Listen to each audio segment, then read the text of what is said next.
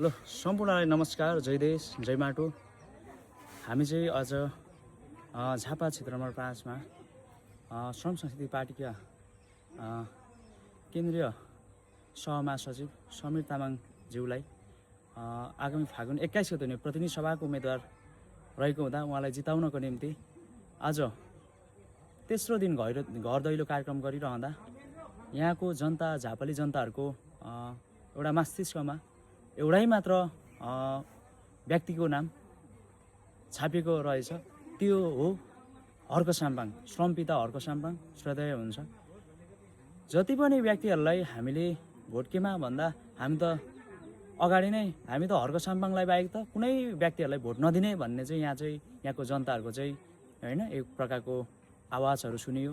त्यो एकदमै अहिले जनताले देशले खोजेको नै यही हो, अन्तिम सत्य नै यो हो भन्ने लाग्छ।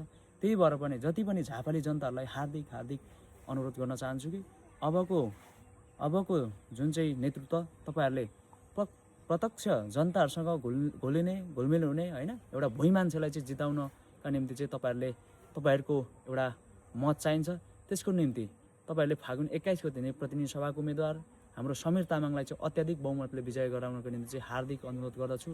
जति पनि झापाली जनताहरु हुन्छ र यो भिडियो धेरै भन्दा धेरै तपाईहरुले शेयर पनि गर्न सक्नुहुनेछ, ताकि यो तपाईहरुले आवाजहरु तपाईहरुको घर दैलोमा पनि सुन्न सक्नुहुनेछ। र सम्पूर्ण झापाली जनताहरुले खोजिरहेको एकमात्र रहेको अहिलेको हाम्रो हर्क साम्पाङ हुँदो रहेछ।